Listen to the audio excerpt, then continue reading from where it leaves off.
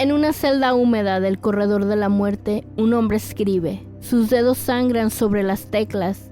Su respiración es cada vez más corta, y la sombra de la cámara de gas lo observa como un animal paciente. ¿Fue un asesino sin remordimiento o un chivo expiatorio de un sistema sediento de justicia? ¿Puede alguien destruir vidas sin quitar ninguna? El último suspiro de Chessman es una inmersión brutal en la psique de un criminal que escribió su propia leyenda desde el encierro. A través de escenas cargadas de violencia, erotismo perturbador, terror psicológico y una escritura poética y oscura, este podcast cuestiona los límites entre el hombre, el monstruo y el mártir. Una historia tan real que duele, una voz tan viva que no se calla ni después de la muerte. Yo soy Isaac González y Marta Palomares, y esto es Historias sin huella. Comenzamos.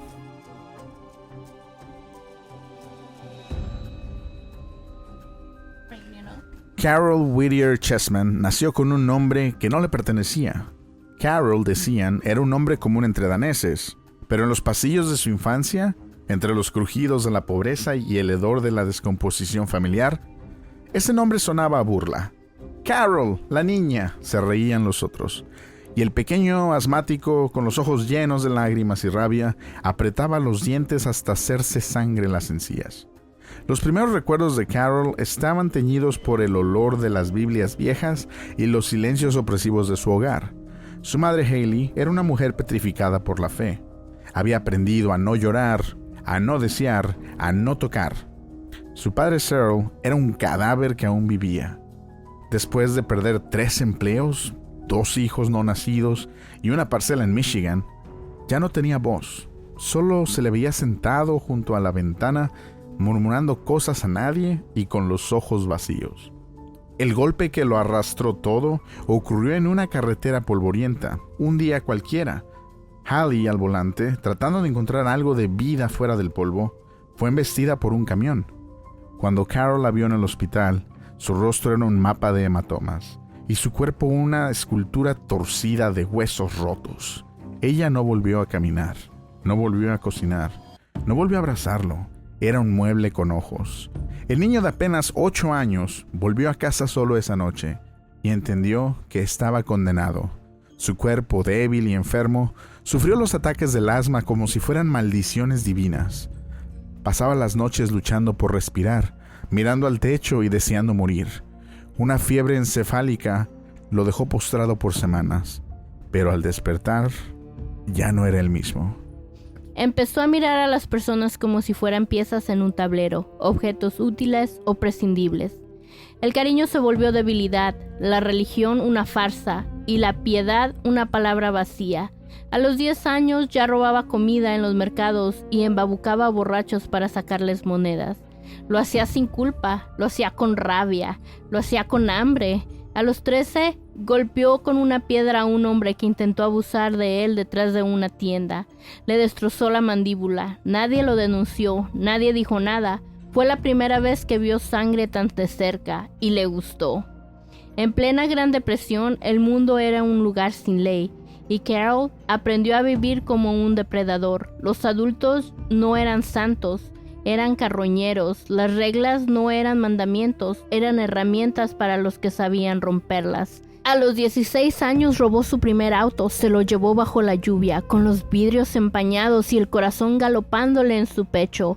Cuando lo atraparon, lo enviaron al Preston School of Industry, también conocida como Preston Castle, y ahí comenzó su verdadero descenso. Cuando salió en abril del 38, el mundo ya no era un hogar, sino una selva. A los pocos días robó otro coche. Lo atraparon de nuevo. Esta vez fue enviado a un campo de trabajo. Ahí conoció a otros como él, chicos sin alma, con cicatrices en los ojos. Formaron un grupo. Se llamaban a sí mismos la Boy Bandit Gang. Sus crímenes eran veloces, brutales, a veces sangrientos. Robaban bancos, tiendas, coches, casas. Se reían mientras lo hacían. A veces disparaban por diversión. A veces golpeaban a las víctimas hasta dejarlas inconscientes. A veces no se detenían. Carol, como empezó a llamarse a sí mismo con Y para enterrar el Carol, se volvió su líder. Tenía una mente fría, matemática, capaz de planear asaltos como ajedrez, pero también tenía demonios que salían en los momentos más oscuros. Una vez golpeó con una llave inglesa a un vigilante que apenas se había movido. Le partió el cráneo. No se supo, nadie lo denunció. Otra vez encerró a un anciano en el maletero de un coche y lo dejó bajo el sol para ver cuánto duraba. El hombre murió asfixiado. Rieron, lo llamaron el horno humano. En 1941, tras un enfrentamiento con la policía, lo arrestaron. Fue enviado a San Quintín. Las paredes de esa prisión eran frías como tumbas y el silencio más ruidoso que un grito. Después lo trasladaron a la institución para hombres en Chino. Escapó en octubre del 43. Fue libre un mes. Robó, golpeó, volvió a caer. Esta vez fue condenado a 5 años a cadena perpetua. Cumplió la mínima pena en Folsom, un sitio donde los hombres dejaban de ser hombres. Cuando salió en diciembre de 1947, ya no quedaba nada de Carol, ni del niño ni del hijo. Lo único que quedaba era una sombra con rostro humano, una bestia dormida esperando su próxima noche. El bandido de la luz roja, Los Ángeles, enero de 1948. La ciudad no dormía. Respiraba por las noches con jadeos calientes y mecánicos, como una bestia agotada. A lo lejos, en las colinas, las luces de Hollywood titilaban como ojos vigilantes, incapaces de ver lo que realmente ocurría en sus sombras. Los diarios apenas empezaban a susurrar un nombre sin rostro: el bandido de la luz roja. Todo comenzó con un Ford Coupé negro del 46, robado con precisión quirúrgica en Pasadena. El hombre que lo tomó, delgado, de movimientos exactos, mirada de cuchilla y un cigarro eternamente colgado en los labios. Se sentía como un cirujano en la oscuridad. Era su noche. Era su escenario. Sí. El 3 de enero, 2 hombres irrumpieron en una tienda de ropa masculina. Uno apuntó con una pistola calibre 45, mientras el otro llenaba la bolsa con dinero y mercancía. El encargado temblaba. Uno de los ladrones le metió un calcetín en la boca para callarlo. El otro lo miró con una sonrisa torcida. «Reza por algo mejor que esto», le susurró al oído antes de desaparecer en la noche. Pero eso solo fue el comienzo. El 13 de enero, el coche robado apareció en movimiento. El sonido del motor retumbaba como un himno fúnebre, y en el salpicadero, colocada con intención, brillaba una luz roja. Era el disfraz perfecto. Parecía una patrulla. Las parejas en los autos se detenían, bajaban la ventanilla y se confiaban. Y entonces, el infierno. Las colinas no tienen alma. El 18 de enero, un joven con gafas cuadradas y su novia, rubia de rizos suaves, estacionaron cerca de la playa de Malibu. El mar rugía a lo lejos. Eran las 11:42 p.m. La luz roja apareció detrás de ellos como una advertencia divina. El chico fue obligado a mirar mientras su novia lloraba. El atacante robó sus billeteras, su dignidad y algo más. Antes de irse, le susurró al muchacho: «Contarás esto, pero nadie te creerá lo que viene después». Y tenía razón. Ese mismo día, otra pareja fue asaltada cerca de Rose Bowl. Mismo patrón, misma luz, mismo coche. Esta vez, el hombre intentó resistirse. Recibió un golpe en la frente con la culata de la pistola que lo dejó inconsciente. Cuando despertó, su novia estaba encogida en el asiento, sangrando por la boca, temblando. La policía sabía que no se trataba de robos comunes. El horror tenía un ritmo, una firma. La cacería de carne. El 22 de enero fue el punto de quiebre. Una pareja volvía de un baile de iglesia, aún vestidos de gala, cuando el Ford negro apareció tras ellos en Mulholland Drive. El conductor obedeció, se detuvo. Pero esta vez el atacante fue más violento. Golpeó al chico, lo empujó fuera del coche, tomó a la joven Mary Alice Mesa, de apenas 17 años, y la arrastró fuera. Ella gritaba. Él la silenciaba con una mano en la boca y otra en la pistola. La condujo por un sendero oscuro entre arbustos y tierra húmeda. La obligó a entrar en su coche. Condujo hacia las montañas. Ella no dejó de llorar. Él no dejó de sonreír. Cuando se detuvieron, sacó un cuchillo y lo apoyó sobre su pierna. «Tu novio muere si haces ruido», le dijo, con una calma escalofriante. Ahí, entre los árboles, Mary fue obligada a hacer cosas que marcaron su carne y su alma. La obligó a practicarle sexo oral. Luego la sodomizó brutalmente. Le dejó marcas, le dejó heridas, le dejó silencio. Antes de dejarla, le entregó un pañuelo. Para que seques tus mentiras, le dijo, y se marchó como un espectro. Mary caminó de vuelta, rota, sangrando, y vivió y contó. Caza, captura y gritos. El 23 de enero, un oficial de policía divisó el Ford Coupé del 46 en North Hollywood. Coincidía con todas las descripciones. Intentaron detenerlo. El vehículo aceleró. La persecución fue breve. El coche derrapó. 2 hombres fueron sacados a la fuerza. Uno de ellos era Carol Chessman. El otro, David Knowles. En la estación, la policía no esperó abogados. No necesitaban confesiones, solo tiempo. Chessman fue interrogado durante 3 días, 72 horas sin descanso. Le golpearon las costillas, le arrancaron parte de una uña, le sumergieron la cabeza en un cubo de agua helada. Cada pregunta era una acusación, cada respuesta un error. Firmó, confesó, las víctimas lo identificaron sin titubeos. Johnson, Mesa, ojos llenos de horror, voces quebradas. El fiscal Miller Levy construyó el caso con precisión quirúrgica. Carol Chessman fue acusado de 18 cargos: robo, secuestro, violación. Lo juzgaron en mayo. El tribunal era un espectáculo de morbo.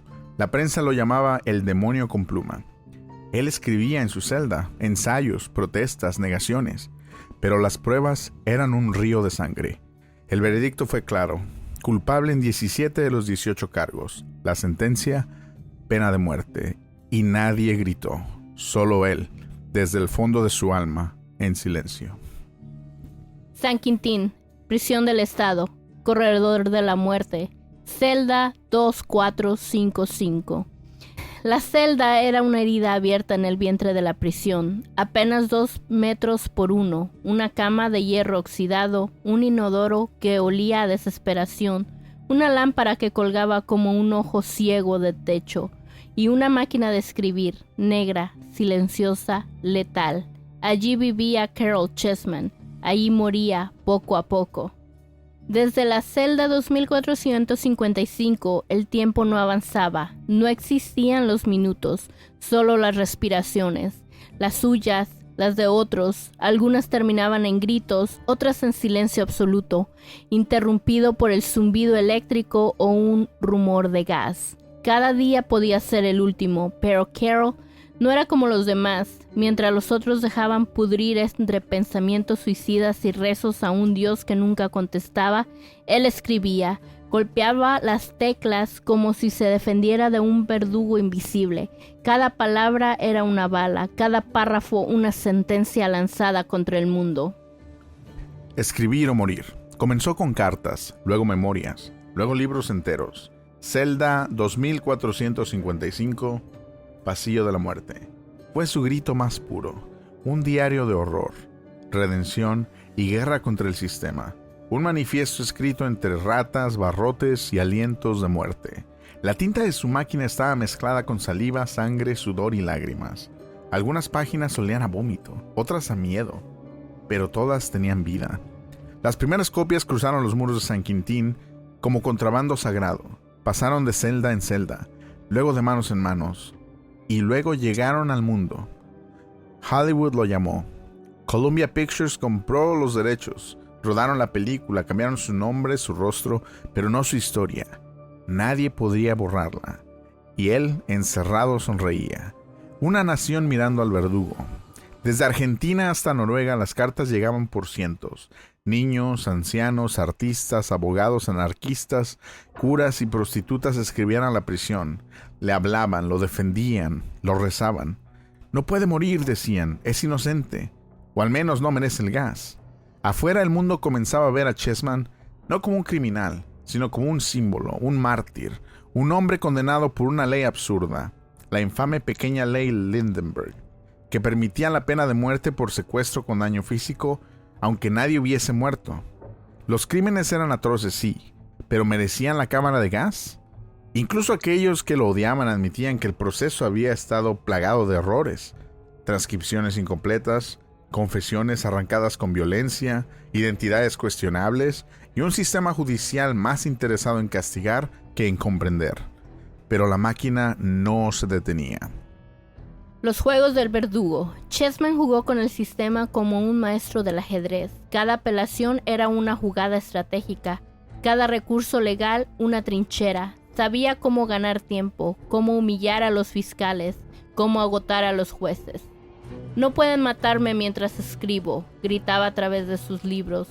Y tenían razón, cada manuscrito nuevo se convertía en un escudo, cada artículo en un bastión.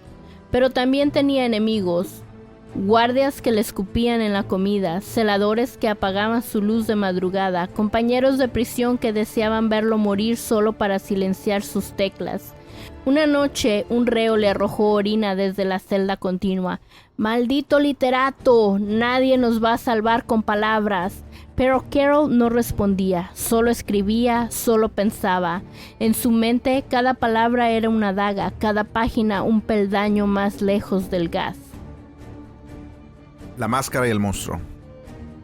En sus escritos, Chessman era inocente, víctima, un chivo expiatorio. Pero en sus sueños, en las madrugadas de fiebre y encierro, recordaba, y a veces sus dedos temblaban sobre la máquina de escribir. Recordaba los llantos de Regina, el cuerpo tembloroso de Mary Alice, el sabor metálico del miedo ajeno, los ojos del chico antes de desmayarse. No todo estaba claro. A veces negaba los hechos, incluso ante sí mismo. Otras los revivía con un escalofrío de placer. ¿Mentía? ¿O acaso se había convencido de su versión? ¿Dónde terminaba el hombre y comenzaba la farsa? Era su mayor talento manipular la percepción, incluso la suya.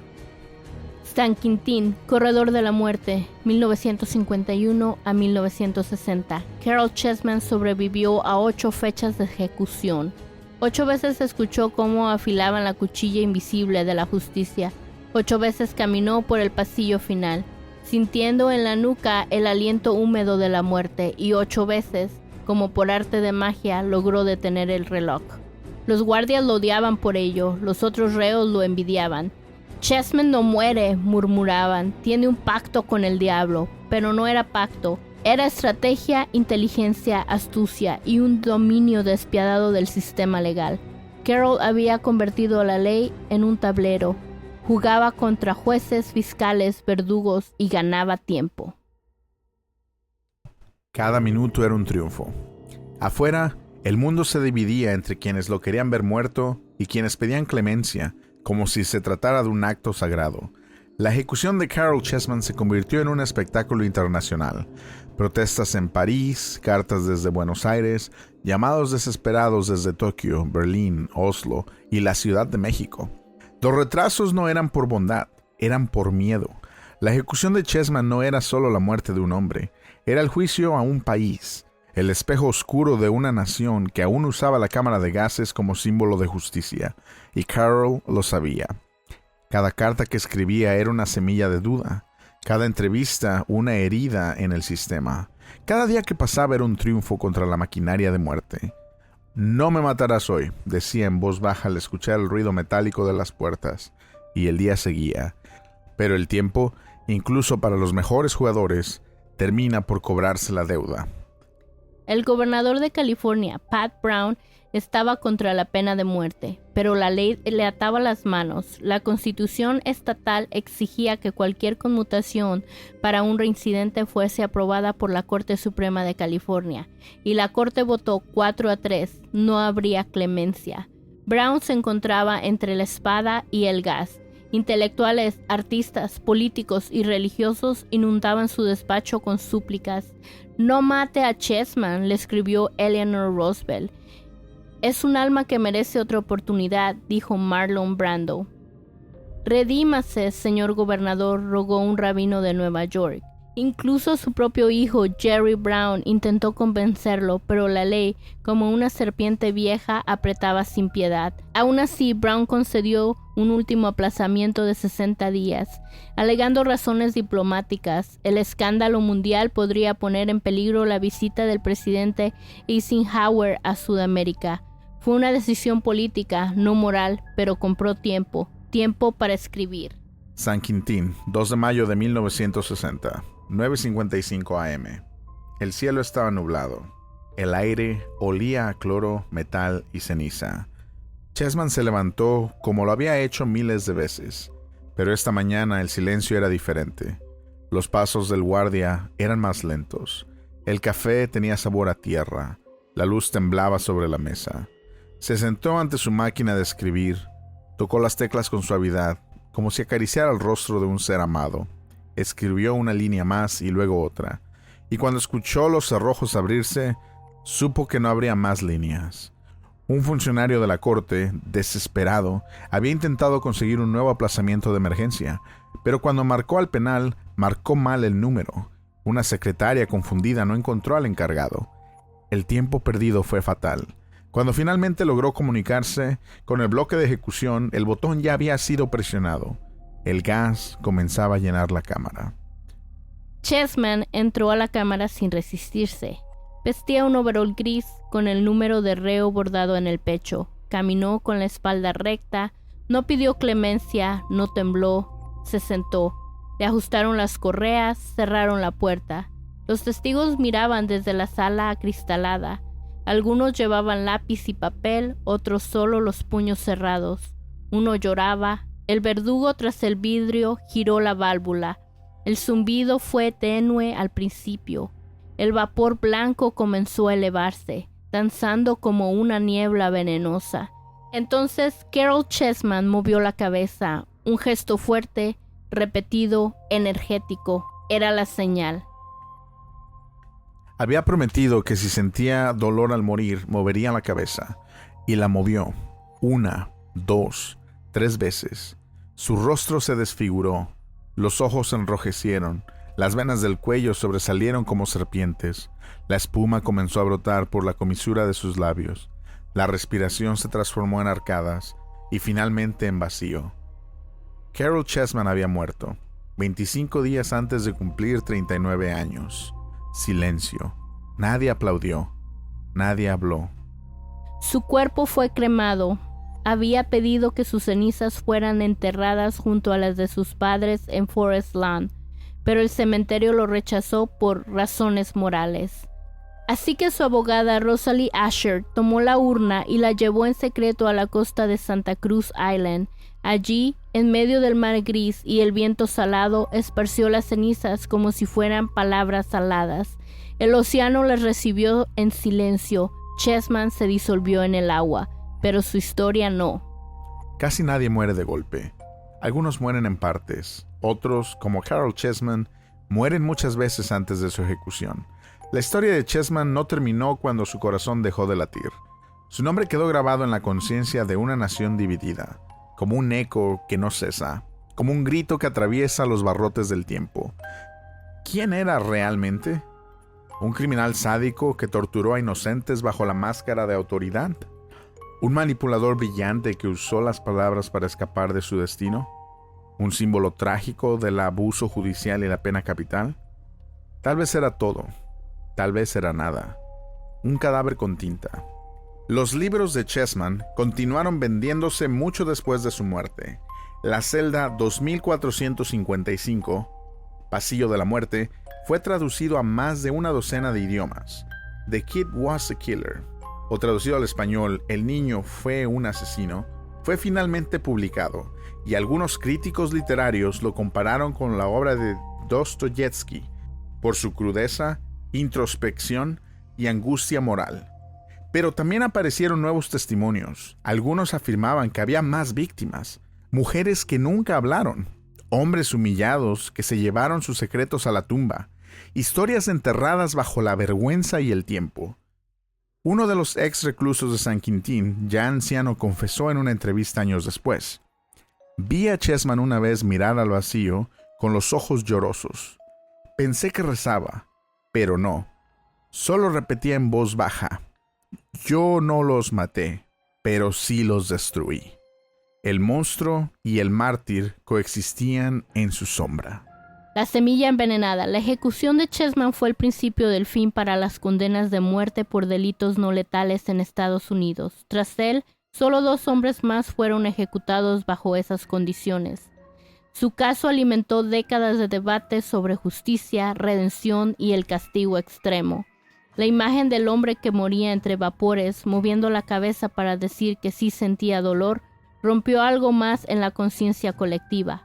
Aunque algunos celebraron su muerte, otros comenzaron a dudar, a cuestionar, a temer que el sistema no siempre distingue entre justicia y venganza. ¿Y si fue inocente? ¿Y si no lo fue, pero aún así no merecía morir así? Esas preguntas siguen flotando como gas invisible en el alma del sistema penal. En las costas solitarias de la isla de Santa Cruz, donde el viento aúlla entre las rocas y los pelícanos vuelan en círculos, aún se dice que si uno guarda silencio durante las noches, puedes escuchar el tecleo suave de una máquina de escribir invisible. Las leyendas locales aseguran que en las noches sin luna, una figura delgada aparece caminando sobre el agua. Lleva un overol gris, el rostro cubierto de sombra, y en su mano un pañuelo blanco. No habla, solo observa, y desaparece cuando el primer rayo del alba toca la marea. Nadie ha probado su existencia, nadie ha desmentido su historia. Caryl Chessman no fue un héroe. Caryl Chessman no fue un monstruo. Fue un hombre, roto, peligroso, atormentado, que supo escribir su propia leyenda con sangre y tinta. Murió sin perdón, sin redención, sin abrazo. El corredor de la muerte aún guarda su olor, y su celda vacía, la número 2455, sigue ahí, como una cicatriz que la historia no ha querido cerrar.